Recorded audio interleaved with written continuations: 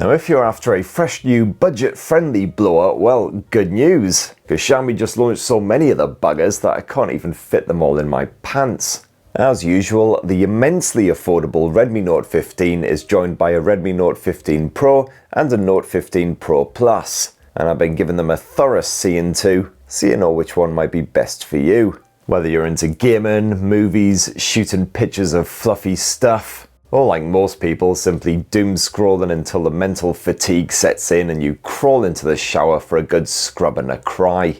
Anyway, here's my full Redmi Note 15 versus Pro Plus comparison, and for more on the latest and greatest tech, please do poke subscribe, ding that old notifications bell. Cheers! Now firstly, despite being siblings, this Redmi trio don't actually look that much alike. For a start, the Redmi Note 15 has a curved display sloping away at the left and right, whereas the front end of the Pro and the Pro Plus completely flat. And those Pro models also have a larger 6.83 inch screen versus the 6.77 inch display of the Redmi Note 15, although they look the same dimensions, and that's because the Note 15 has slightly chunkier bezels above and below. Now, not everyone will get on with a curved display because there are slight responsiveness issues every now and then when you're clutching the Redmi Note 15 rather tight. Your sort of hand fat and your pinkies intrude on the curved edges of that screen. However, the Redmi Note 15 certainly has the best hand feel of this trio because you've got a curved back end as well as a screen, so it's just comfortable to clutch. And that design helps it to feel super skinny, and it's also the most lightweight as well. Now you do have a plastic frame for all three of these Redmi phones, not even the Pro Plus model gets upgraded to metal. And then around back, similar aesthetics on all three, a matte finish with a centrally housed camera bump with a rounded square design that some people refer to as Squircle. It just makes it sound like a Pokemon. And those camera bumps aren't really much of a bump at all, they only jut slightly out of that back end. You've still got a very different vibe for the rear end of these three smartphones, so it's a simple plastic finish here on the Redmi Note 15, but with that curved finish at the edges. Meanwhile, looks more like a frosted finish here on the Redmi Note 15, even if it is just once again matte plastic. But my favourite is certainly the fiberglass finish here on the Redmi Note 15 Pro Plus, which gives it a sort of almost leather-like texture. Adds a bit of extra grip, feels nicer against the palm, and it just looks a bit more premium. You can grab all three of these Redmi Note 15 phones here in Blighty in basic black or glacier blue, and all three also have a third colour option. Green for the Redmi Note 15, titanium for the Pro model, and mocha for the Pro Plus. And good news if you're a bit of a butterfingers, you've smashed a few smartphones in the past, because this trio are a bunch of rugged buggers. You got high durability glass protecting the screen on the Redmi Note 15. That's upgraded to proper full-on Gorilla Glass Victus 2 for the front ends of the Pro and the Pro Plus. So while the Redmi Note 15 can survive drops of up to 1.8 meters, pretty impressive in itself, that's actually boosted to 2.5 meters for the Pro and the Pro Plus. And don't stress about them getting all scratched up either, because you've got a pre-installed screen protector on all three.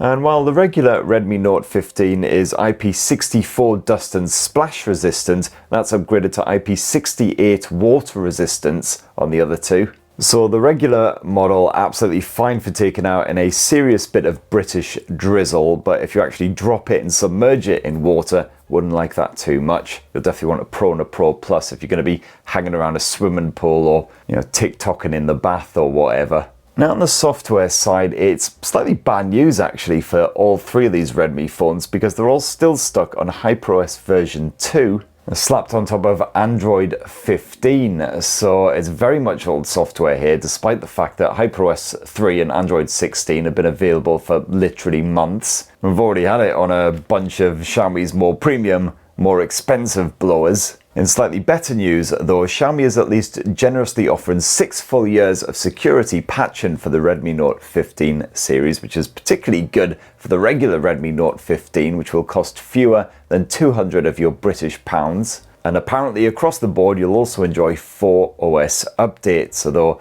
one of those updates would of course just bring it up to date with HyperOS version 3 and Android 16, so technically you're really only getting 3 updates. And I'm not expecting those to come in a particularly timely fashion. And to unlock these 3 smartphones, well, it's a basic optical in-display fingerprint sensor housed quite low down in that display. This does the job absolutely fine on all three. It's not the most responsive. Of course, if your hands are wet, sticky, dirty, whatever, then good bloody luck, basically. But you do also always have a good bit of face unlock as a backup option, which works all right as long as the lighting isn't total trouser.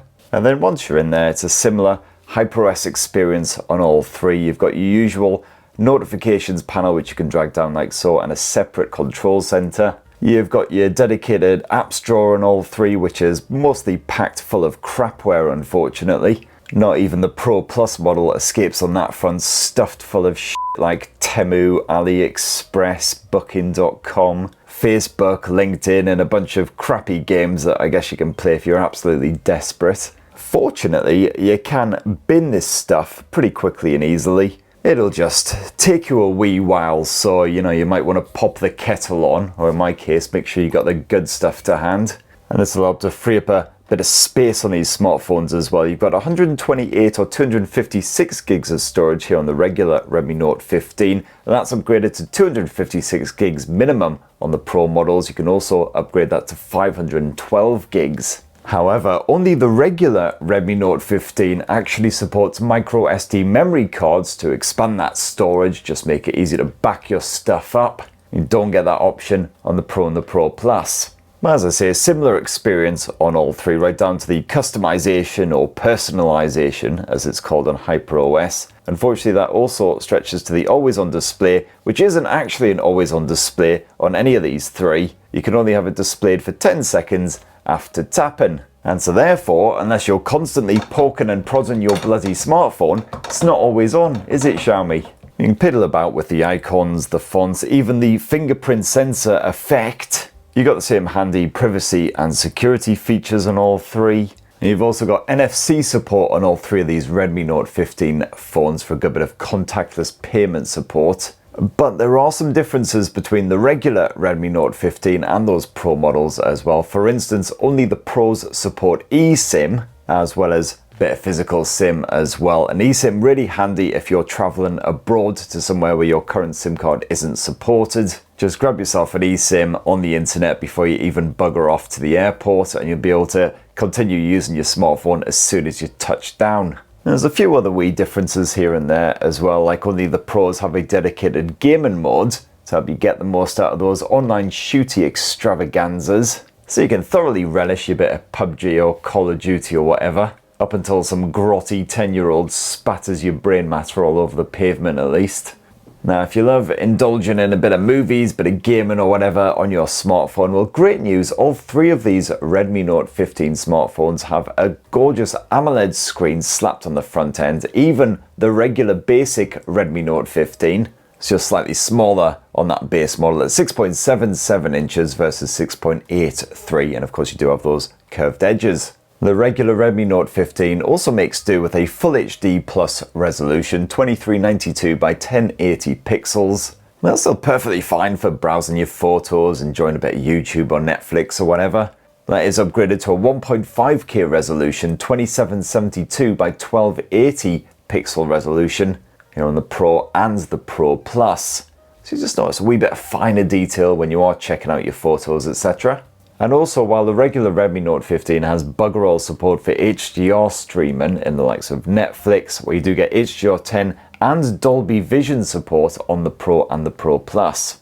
It's a bit of a boost to the contrast and the tones on the Pro models, but the Redmi Note 15 is still perfectly fine. Still got pretty deep black, some nice natural looking colour reproduction. And in more great news, they're all perfectly bright panels as well, so if you max out that brightness, and we tilt them all towards the rather fierce studio lights, you'll see you barely even notice the impact. Those spotlights reflecting right off those powerful panels. So while the outdoor visibility absolutely fine on all three, although I would like to point out I have been testing them out in the UK in February. So to all intents and purposes, I might as well have been living in a f***ing cave.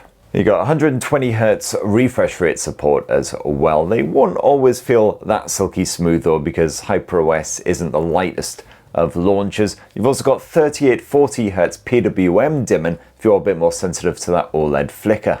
It's a stereo speaker setup on all three Redmi Note 15 phones, although on the regular model it's not particularly stereo. That earpiece speaker is rather pants. Certainly a bit more balanced on the Redmi Note 15 Pro and Pro Plus, although don't expect bassy audio on any of these three. But they're all pretty bloody loud on top volume. 300% the Redmi Note 15 hits compared with 400% on the Pro and the Pro Plus. I'm sure mathematicians are absolutely filling their pants with rage right about now. And when it comes to performance, completely different chipset running the show on all three of these. It's a MediaTek Helio G100 Ultra on the regular. That's upgraded to a Dimensity 7400 Ultra on the Pro. And then it's a completely different manufacturer, Qualcomm, with its Snapdragon 7S Gen 4 for the Pro Plus. That's backed by 8 gigs of RAM on my Redmi Note 15 and 15 Pro review samples, but that is upgraded to 12 meaty gigs on the Pro Plus. I also note I've got the regular 4G model of the Redmi Note 15 here, but you can actually upgrade it to a 5G version which uses a different chipset. It's the Snapdragon 6 Gen 3, and that offers up 5G support via the built-in modem. Now, I have found that the everyday performance on the Redmi Note 15 can be rather sludgy at times, especially if you're multitasking or you're using the camera, something a bit more demanding. So if you're going to go for the base model, probably best that you're a light user, you know, it's a bit of web browsing, messaging, etc. And also not the kind of person who would get angry if you have to wait more than a second or so for your app to load up. But thankfully everything seems to be reasonably nippy here on the Pro and the Pro Plus, although of course, as I said before, HyperOS, not the lightest of launchers. If you're a bit of a gaming fan, well, the good news is that lighter, more optimized fare like PUBG, Call of Duty Mobile will play happily on all three of these smartphones. Even the base Redmi Note 15 handles it, no worries. However, if you're hoping to play more intensive fare like Wuthering Waves and Genshin Impact, you'll definitely want to upgrade to minimum the Redmi Note 15 Pro and preferably the Redmi Note 15 Pro Plus. The regular Redmi Note 15 just cannot really handle Wuthering Waves. I mean, it will physically play on this thing, but that frame rate often dips into single digits, especially when things get a little bit mental. The experience is certainly a bit more fluid on the Redmi Note 15 Pro, but I still wouldn't call it particularly fun. Once again, some serious performance drops when the action gets a wee bit heated. The likes of Wuthering Waves certainly considerably more playable and enjoyable on the Pro Plus compared with its siblings. The frame rate still isn't consistent, don't get me wrong, you'll still see several dips in that performance when the sticky brown stuff slams into a fan. And if you're brave/foolish enough to actually try and bump up the graphics settings, you'll see even more judder, and then the fun levels end up right in the toilet. But the good news is those displays nice and responsive on all three, 240Hz touch sampling, and none of them heat up under duress either. Even with plenty of Wuthering Waves or Call of Duty action, they all stay reasonably cool to the touch.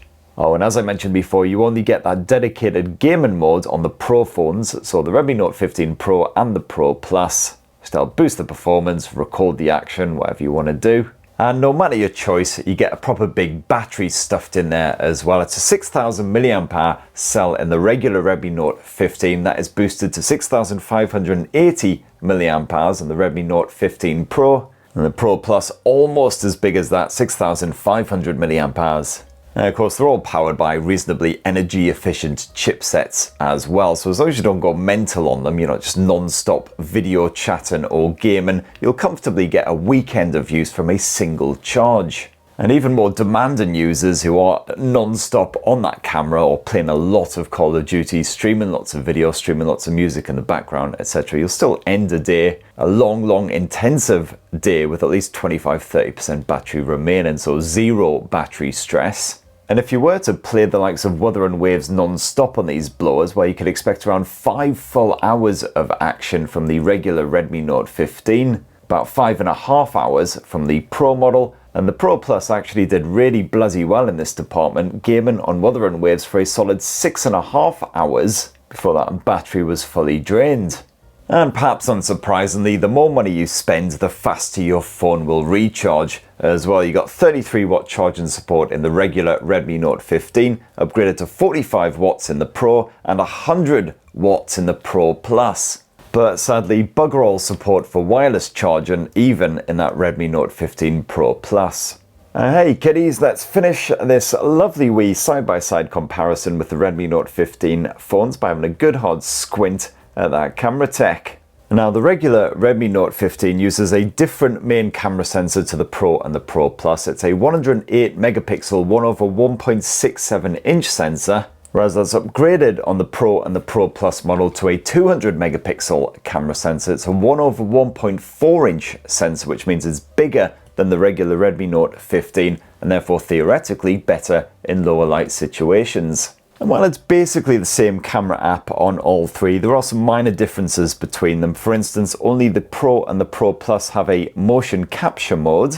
You've got the same camera modes slapped on here. All of these, for instance, have an Ultra HD setting where you can capture at 108 megapixels in the case of the Redmi Note 15, 200 megapixels on the Pro and the Pro Plus. Of course, you've got likes of the portrait mode, and all three have a dedicated Pro mode, although only the Redmi Note 15 Pro and Pro Plus will allow you to capture RAW images. With the regular Redmi Note 15, you are just limited to JPEG, but as usual with all of my smartphone camera testing, I stuck them all on the auto mode, like 99% of users will inevitably end up doing. Just let these cameras do their own thing. And few surprises really when I compared my test shots. The regular Redmi Note 15 clearly struggles more with stronger contrast versus its Pro siblings. You've got more obvious saturation and less natural tones. You can generally expect warmer results. The Note 15 Pro and the Pro Plus also perform better in softer light, capturing more detail with those larger sensors. Although all three of these Redmi blowers are guilty of focus fails when it comes to living subjects, if that lighting is a wee bit cack. And speaking of living subjects, any kind of motion at all will result in a useless bag of blurry balls, even if you switch on that action mode on the Pro phones, which isn't particularly ideal if you do spend a lot of your time snapping your kids or your pets. And of course you only get the single sensor here on the Redmi Note 15, whereas the Pro and the Pro Plus do come with a basic ultra-wide angle shooter too. This just gives you a more flexible viewpoint when needed. And of course there's differences when it comes to shooting video on these three smartphones as well. The regular Redmi Note 15 sadly caps off at full HD resolution video. There's bugger all support for 4K action there, 30 or 60 frames per second. Whereas on the Pro and the Pro Plus, you can capture 4K resolution video, though that is capped off at 30 frames per second. You have to drop down to that full HD level if you want that ultra realistic 60 FPS vibe. And then if we flip around to the front end, you've got a 20 meg selfie cam here on the Redmi Note 15 and the Redmi Note 15 Pro, as that's upgraded to 32 megapixels on the Redmi Pro Plus. That said, you can only capture full HD resolution video with all three of these. There's no 4K option, not even here on the Pro Plus. Although if you do go Pro, you can at least bump up the frame rate to 60 frames per second.